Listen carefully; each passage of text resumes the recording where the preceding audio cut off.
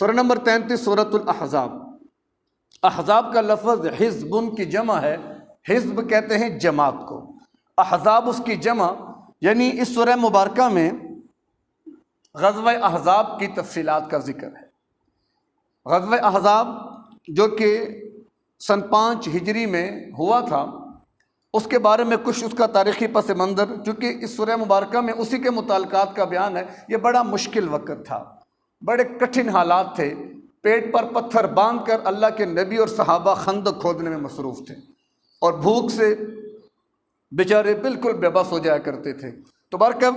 چونکہ آزمائش تو ان لوگوں پر آئی ہیں اور انہوں نے اپنا آپ قربان کر کے دین کی حفاظت کی اور ہم تک پہنچا دیا، ایمان کی حفاظت کی، ہم تک پہنچا دیا، لیکن افسوس کہ آج ہم اس کی لاج نہیں رکھ رہے۔ بس جو چیز ہمیں مل گئی ہم لے کر اپنے گھر بیٹھ گئے، حالانکہ ایمان کی دولت ایسی ہے کہ جس کو آگے پہنچانا ہے، نہ کہ اس پر ہم چپ کر کے بیٹھ جائیں۔ تو بہرکیف تاریخی پس منظر مختصراً سورہ غزوہ احزاب کا کہ جنگ احد جو کہ 3 شوال میں ہوئی تھی، کہ وہاں جب تیر اندازوں کی تھوڑی سی خطا کی وجہ سے وقتی شکست کھا گئے مسلمان، تو اس بنیاد پر مشرکین عرب، یہود اور منافقین کی ہمتیں بڑھنا شروع ہو گئیں، اور وہ سوچنے لگے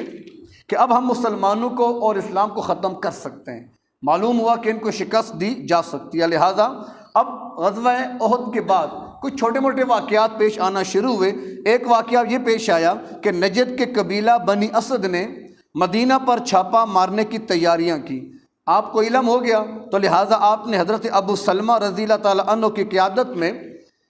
ایک قافلہ بھیجا کہ جس نے وہاں جا کر اس سازش کا خاتمہ کیا۔ اسی طرح صفر 4 ہجری میں قبائل ازل اور قارہ جو 2 قبائل تھے، انہوں نے دین سکھانے کے لیے معلم مانگے۔ آئے وہ مدینہ میں، ہمیں کچھ معلم چاہیے جو ہمارے ساتھ جائیں، ہمارے بستی میں لوگ مسلمان ہو رہے ہیں، ان کو دین سکھائیں۔ تو آپ نے 6 حضرات ان کے ساتھ روانہ فرمائے، لیکن آگے چل کر انہوں نے دھوکہ دیا اور ان میں سے 4 کو شہید کر دیا، اور 2 حضرات حضرت خبیب بن عدی رضی اللہ تعالی عنہ اور حضرت زید بن الدسنہ ان کو گرفتار کر کے مکہ میں ان کے دشمن کے ہاتھوں جا کے فروخت کر دیا۔ یعنی یہ دونوں حضرات وہ تھے کہ بدر میں جو مقتولین تھے ان کے ورثاء کو یہ جا کر دے دیا کہ تم جو چاہے سلوک کر لو ان کے ساتھ۔ خبیب بن عدی کا مشہور واقعہ آپ کے سامنے ہے کہ ان کو پہلے قید رکھا گیا، پھر ان کو پھانسی پر لے جایا جا رہا تھا، تو راستے میں کوئی نیزہ مارے، کوئی خنجر مارے، کوئی تلوار مارے، پورا جسم زخموں سے چور ہو گیا ان کا، اور پورے جسم سے خون بہنا شروع ہو گیا۔ جب پھانسی کے اس کے پاس پہنچے تو کسی کافر نے کان میں کہا، کیا خیال ہے اگر تمہیں یہاں سے ہٹا دیا جائے اور تمہاری جگہ محمد کو پھانسی دی جائے اور تمہاری جان بخشی ہو جائے، تمہارا کیا خیال ہے اس بارے میں؟ حالانکہ جسم سارا زخمی تھا، زخموں سے چور ہو چکے تھے، لیکن جب یہ بات سنی تو زخمی شیر کی طرح دھاڑے اور کہا، تم نے کیا کہا کہ میں بچ جاؤں اور میرے نبی کو تم پھانسی دو؟ میں تو یہ بھی برداشت نہیں کر سکتا کہ میری جان بخشی ہو اور میرے پیغمبر کے پاؤں میں کانٹا بھی چبھے۔ یہ عشق اور یہ محبت یہ ہے۔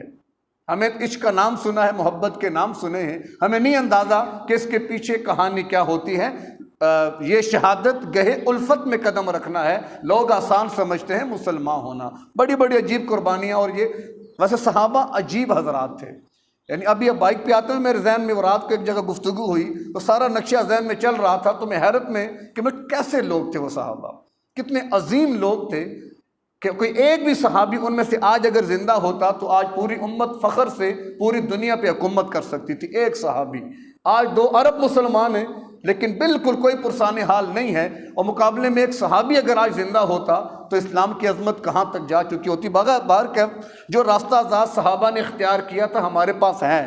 انہوں نے اختیار کیا، اس کا حق ادا کیا، ہم صرف زبان جمع خرچ کے اوپر آ گئے۔ تو باہر کہ یہ حضرات صحابہ کی بڑی قربانیاں ہیں۔ اسی طرح ماہ سفر میں بنو عامر کا ایک سردار، اس نے آ کر آپ علیہ السلام سے درخواست کی کہ کوئی تبلیغی جماعت بھیجیں جو ہمارے ہاں تھوڑا دعوت کا کام کرے۔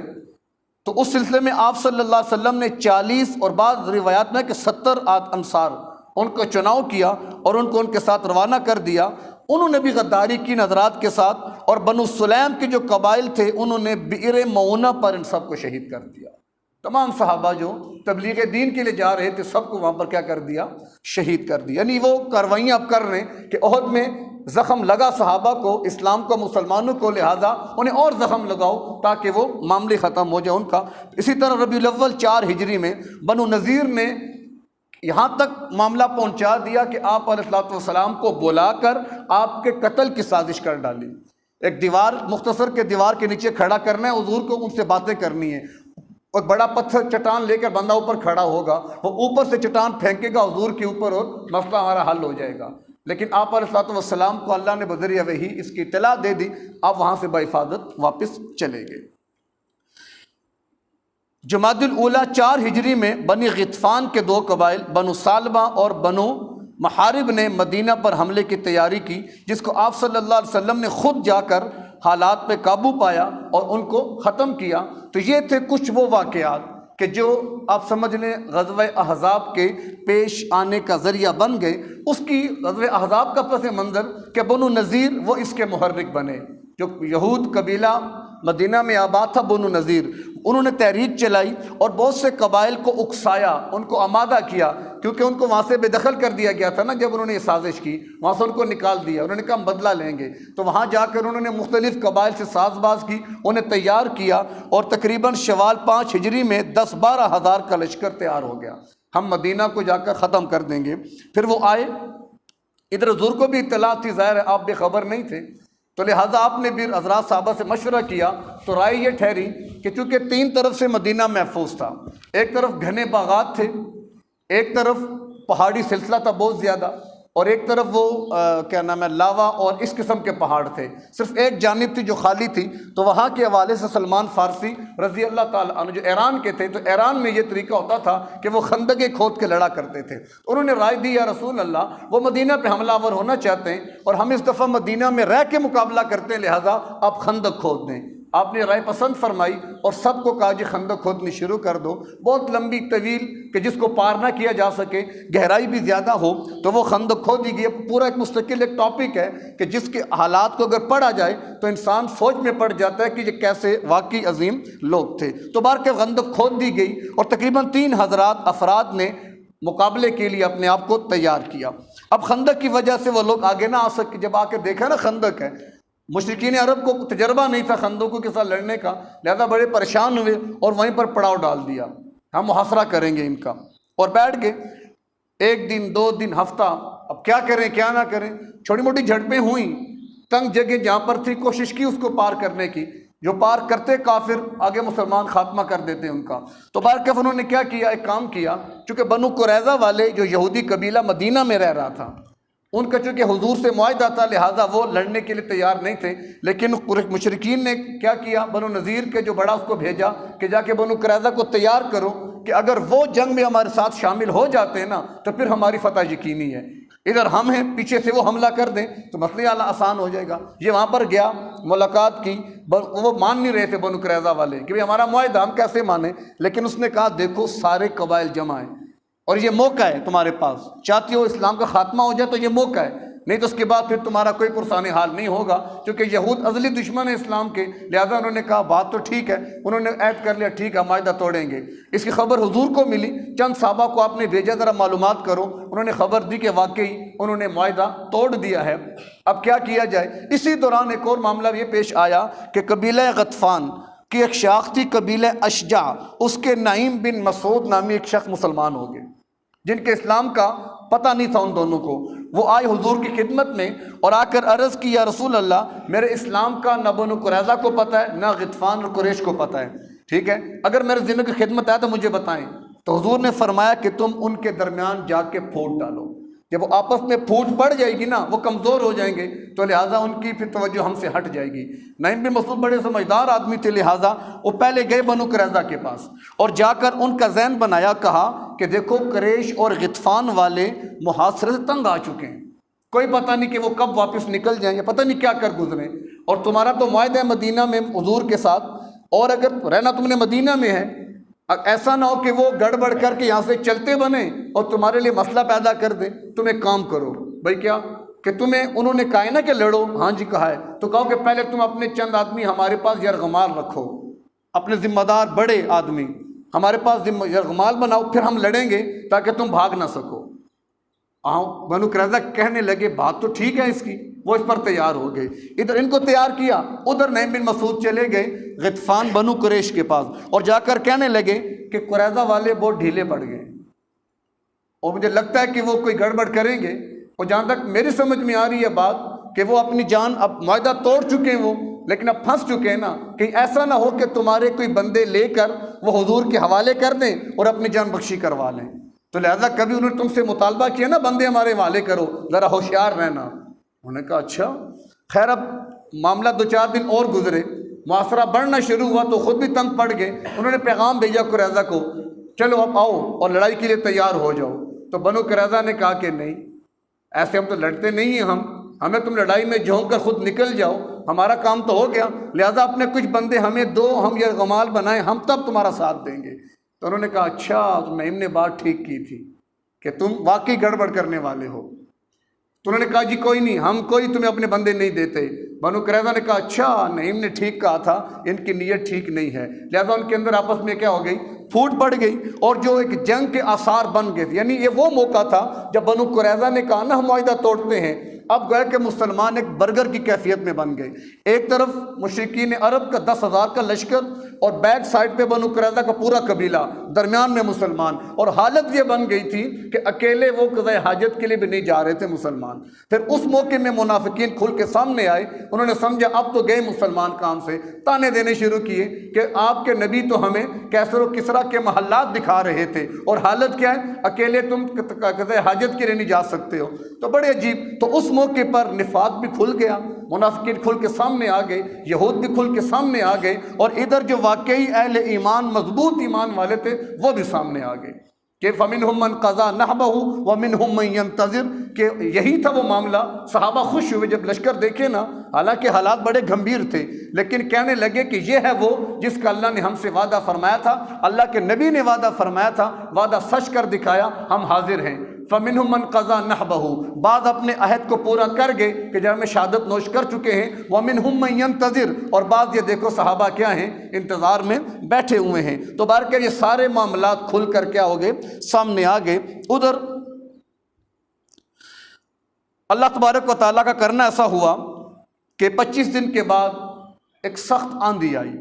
سردی کا موسم تھا، سخت آندھی آئی، خیمے اکھاڑ کے اس نے پھینکے، ان کی ہنڈیاں ہواؤں میں اڑنے لگیں، اور جب صبح ہوئی تو مسلمانوں نے دیکھا کہ پورا میدان خالی ہے، راتوں رات وہ سارے کافر وہاں سے بھاگ گئے، اور ایسے بھاگے وہاں سے کہ اللہ کے نبی صلی اللہ علیہ وسلم نے صحابہ کو خوشخبری دی کہ آج کے بعد دشمن کبھی مدینہ پر حملہ نہیں کر سکے گا، اب جب بھی حملہ کرو گے اہل مدینہ تم اب ان کفار پہ حملہ کرو گے۔ تو واقعی غزوہ احزاب جو تھا یہ آخری غزوہ تھا اس اعتبار سے کہ دشمن نے اقدام کیا اور وہ حملہ کرنے آئے، اس کے بعد پھر کوئی ایسا واقعہ نہیں ہوا کوئی دشمن باہر سے آ کر اس نے مدینہ پر حملہ کرنے کی کوشش کی ہو۔ وہ معاملہ نمٹ گیا۔ آپ علیہ السلام ظہر کی نماز پڑھ کر اپنے حجرے میں گئے اور آپ نے اپنا اسلحہ اتارنا چاہا کہ جبریل امین آ گئے، کہا یا محمد ہم نے اپنا اسلحہ تو نہیں اتارا، فرشتوں نے، آپ نے اتار دیا۔ کا کیا مطلب؟ کہ اللہ فرما رہے ہیں ذرا بنو قریظہ کی خبر تو لو جا کر، جنہوں نے ساری گڑبڑ کی ہے، جاؤ نا ذرا ان کی طرف۔ حالانکہ اب مسلمانوں کی حالت زخموں سے چور، برے حالات، لیکن امتحان یہی چیز کا نام ہے۔ آپ نے حکم دیا، صحابہ پھر چل پڑے بنو قریظہ کی طرف، اور آپ نے اعلان کیا کہ عصر کی نماز وہیں جا کے پڑھنی ہے۔ پہلے حضرت علی ایک دستہ لے کر پہنچے تو بنو قریظہ والے چھتوں پہ چڑھے اور انہوں نے گالیاں دینی شروع کی۔ ان کے ذہن میں تھا کہ یہ ہمیں دھمکانے کے لیے آئے ہیں، لیکن جب دیکھا نا پیچھے لشکر پورا آ گیا مسلمانوں کا تو پھر ہاتھوں کے طوطے اڑ گئے۔ 10 دن محاصرہ رہا، بالآخر انہوں نے کہا جی کہ ہم جو ہے نا وہ سعد بن معاذ رضی اللہ تعالیٰ عنہ کو اپنا وکیل بناتے ہیں، وہ جو فیصلہ وہ کریں گے ہمیں قبول ہوگا۔ اصل میں سعد بن معاذ کے پرانے تعلقات تھے ان کے ساتھ اچھے، تو ان کے ذہن میں یہ تھا کہ ہمارے لیے کچھ آسانی ہو جائے گی، کچھ رعایت ہو جائے گی، ہمارا خیال کریں گے، تو ان کو حکم بنا دے۔ حضور نے فرمایا ٹھیک ہے، بلاؤ سعد بن معاذ کو۔ ہاں جی آپ کیا فیصلہ کرتے ہو؟ سعد بن معاذ نے کچھ سوچا اور کہا جتنے مرد ہیں سب کو قتل کر دیا جائے، عورتیں بچے سارے غلام بنا لیے جائیں اور املاک مسلمانوں میں تقسیم کر دی جائیں۔ حضور نے فرمایا کہ تم نے حق پر فیصلہ کیا ہے، لہٰذا وہ آخری جو بچی کچھ طاقت تھی یہود کی مدینہ میں وہ بھی ختم ہو گئی، اور ان کو وہاں سے بہت بے آبرو اور ذلیل کر کے وہاں سے بے دخل کر دیا گیا، اکثر کو مار دیا گیا۔ تو اس طرح یہ سارا پس منظر ان کے حالات وہ سورہ احزاب کے اندر تفصیل سے بیان ہوئے ہیں، کہ جس میں اللہ تبارک و تعالیٰ نے حضرات صحابہ جو واقعی صادق الایمان تھے، کہ جنہوں نے واقعی اللہ تبارک و تعالیٰ کے ہاں اپنی وفا کے وہ مظاہر پیش کیے، کہ کتنے اور واقعات بھی آئے۔ ایک دعوت کا واقعہ بھی بیچ میں آیا کہ حضور کی رنگ پیلا پڑ گیا بھوک کی وجہ سے، غالب حضرت جابر سے رضی اللہ تعالیٰ عنہ، انہوں نے دیکھا، انہیں محسوس ہوا حضور تو بھوک لگی ہوئی ہے، فوراً گھر گئے، بیوی سے کہا کچھ ہے کھانے کے لیے؟ کہا ہاں ایک بندہ کھا سکتا ہے۔ اس نے کہا چلو ٹھیک ہے۔ وہ گئے، آرام سے حضور سے عرض کیا رسول اللہ اگر آپ تشریف لیں تو کچھ کھا لیں۔ بھائی کیا مطلب؟ کہ وہ گھر والی کھانا تیار کر رہی ہے، ایک بندے کے لیے کھانا ہے، بس آپ تشریف لے آئیں۔ اچھا ٹھیک ہے تم جاؤ۔ اور حضور نے اعلان کر دیا سب صحابہ کے لیے سارے آؤ کہ جابر نے تمہاری دعوت کی ہے۔ وہ ہاتھ پاؤں پھول گئے، یا اللہ یہ کیا؟ فوراً گھر پہنچے، پریشانی کے عالم میں گھر والے نے کہا خیریت؟ کہا جی میں نے حضور سے عرض کی تھی کہ ایک بندے کا کھانا ہے، وہ تو پورا لشکر آ رہا ہے۔ تو کہا تم نے بتایا تھا حضور کو کھانا ایک بندے کا؟ بتایا تھا، پھر بھی حضور بندے لے کر آ رہے ہیں۔ کہا بس ٹھیک ہے، تمہاری ٹینشن نہیں ہے، بس خاموشی اختیار کرو۔ جو تھا وہ تیار کر کے دے دیا۔ حضور نے فرمایا میں خود اپنے ہاتھ سے ڈالوں گا۔ امیر لشکر ہیں، سپہ سالار ہیں، حکمران ہیں، لیکن عاجزی ہے نا ہمارے حکمران نے، ہمارے وہ بوتل پانی کھولنے کے لیے بھی اپنے بندوں کو دیتے ہیں، ہمیں پانی کی بوتل کھول کے دو، ہم نے پانی پینا۔ یہ ہمارے پھر جب نکلتے ہیں دھوپ میں چھتریاں الگ بندے کھڑے ہوتے ہیں ان کے لیے، یعنی اب کیا بندہ بات کرے، بہت دور نکل جائے گی۔ حضور نے فرمایا کہ میں اپنے ہاتھ سے ڈال کے دوں گا۔ پھر آپ نے ڈالنا شروع کیا، صحابہ نے کھانا شروع کیا، پہلا بھی کھا کے اٹھ گیا، آخری بھی کھا کے اٹھ گیا، سب نے پیٹ بھر کے کھایا، کھانا جتنا تھا اتنا ہی تھا۔ پھر آخر میں حضور نے تناول فرما لیا۔ یہ اللہ نقد پھر بشارت دیتا ہے، اللہ نقد انعام، پہلے آزمائش سے گزارا، پھر اللہ نے دکھا بھی دیا کہ اللہ تمہیں تنہا نہیں چھوڑے گا۔ لیکن اللہ کا قانون فطرت آپ سمجھ لیں کہ یہ ہے کہ احسب الناس ان یقولوا آمنا وہم لا یفتنون، کہ دعویٰ ایمان جب بھی کرو گے اللہ تمہیں آزمائش میں ڈالے گا کہ تم دعویٰ ایمان میں کتنے پختہ ہو۔ حضرات صحابہ، پہلا صحابی آخری، وہ سارے اس میں کامیاب ہو گئے۔ کلا وعد اللہ الحسنی اولئک لہم مغفرۃ واجر عظیم، اللہ نے اعلان کر دیا سارے صحابہ پاس ہو گئے ہو، تم سب کو میں نے جنت کا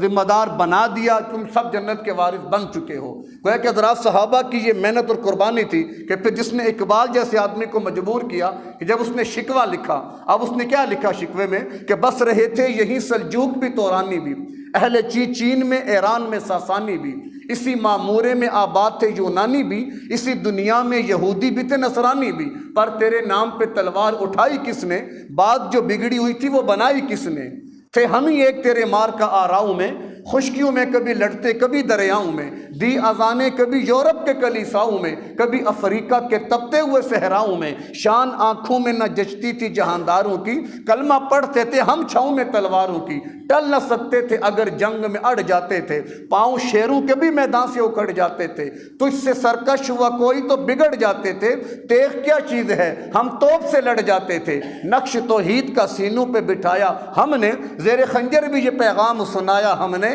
تو ہی کہہ کہ اکھاڑا در خیبر کس نے، شہر کیسر کا جو تھا اس کو کیا سر کس نے، توڑے مخلوق خداوندوں کے پیکر کس نے، کاٹ کر رکھ دیے کفار کے لشکر کس نے ٹھنڈا کیا آتش کدہ ایران کو، کس نے پھر زندہ کیا تذکرہ یزداں کو، آ گیا عین لڑائی میں اگر وقت نماز، قبلہ رو ہو کے زمیں بوس ہوئی قوم حجاز، ایک ہی صف میں کھڑے ہو گئے محمود و ایاز، نہ کوئی بندہ رہا نہ کوئی بندہ نواز، بندہ و صاحب و محتاج و غنی ایک ہوئے، تیری سرکار میں پہنچے تو سبھی ایک ہوئے۔ پورا طویل قصیدہ ہے